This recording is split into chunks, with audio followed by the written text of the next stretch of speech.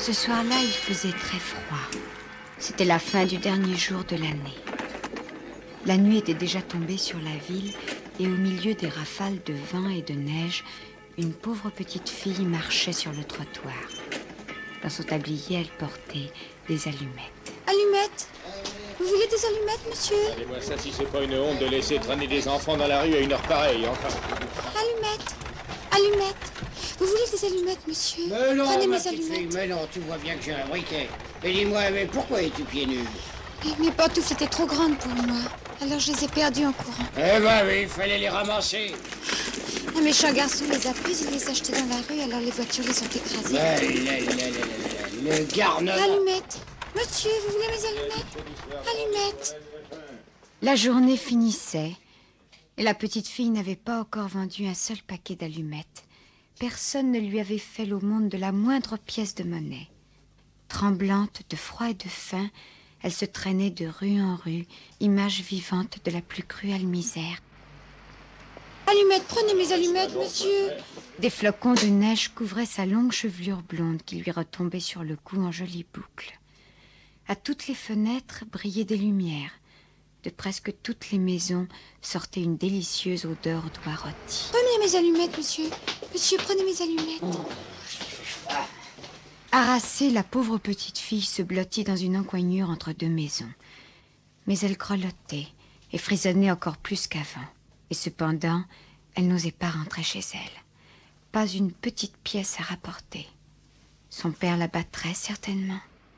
Si je prenais une allumette, une seule, je pourrais en tirer un peu de feu pour réchauffer mes doigts.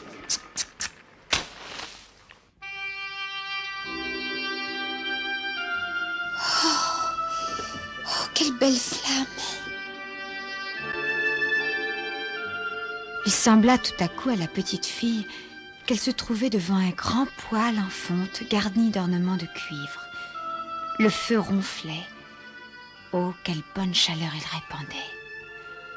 La fillette allait étendre ses pieds pour les réchauffer lorsque la petite flamme s'éteignit brusquement. Le poêle disparut et l'enfant restait là, tenant en main un fétu de bois à moitié brûlé.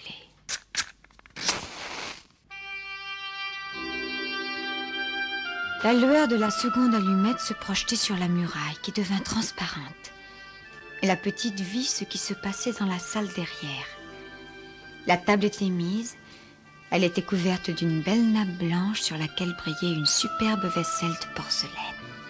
Au milieu s'étalait une magnifique oie rôtie, entourée de compotes de pommes.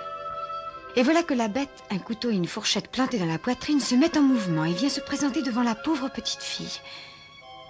Et puis plus rien. La flamme s'éteint et il ne reste que la muraille froide et humide.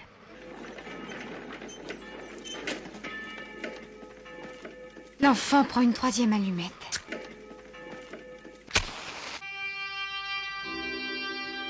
Et elle se voit transportée près d'un arbre de Noël, bien plus splendide que celui qu'elle a aperçu l'an dernier chez un riche marchand par la porte vitrée.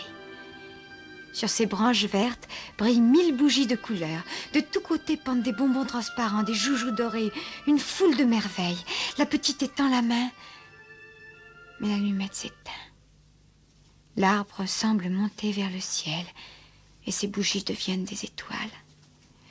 Il y en a une qui se détache et qui redescend vers la terre, laissant une traînée de feu. C'est quelqu'un qui meurt. Sa vieille grand-mère, le seul être qu'il avait aimé et chéri et qui était morte depuis peu, disait que lorsqu'on voit une étoile filante, une âme monte vers le paradis. Elle frotte encore une allumette. Une grande clarté se répand et devant l'enfant se dresse la vieille grand-mère. Grand-mère. Oh, emmène-moi. Je sais que tu seras partie quand l'allumette sera finie. Partie, comme le poêle chaud, la délicieuse oie rôtie et le grand arbre de Noël béni.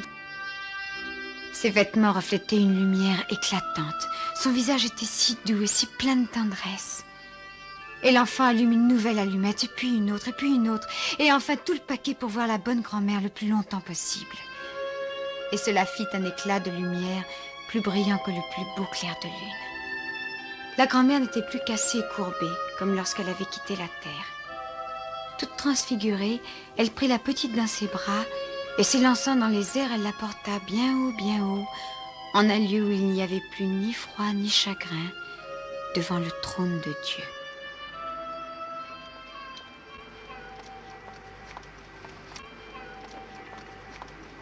Le lendemain matin, cependant, les passants trouvèrent dans l'encoignure le corps de la petite. Ses joues étaient rouges et elle semblait sourire. Elle était morte de froid pendant la nuit, la fin du dernier jour de l'année. Elle tenait dans sa petite main, toute raidie, les restes brûlés d'un paquet d'allumettes. Oh, mais regardez cette petite... Oh, et comment a-t-il pu croire que ces allumettes la réchaufferaient? C'est qu'ils ne savaient pas toutes les belles choses qu'elle avait vues pendant la nuit du Nouvel An. Ils ignoraient qu'elle goûtait maintenant dans les bras de sa grand-mère la plus douce félicité.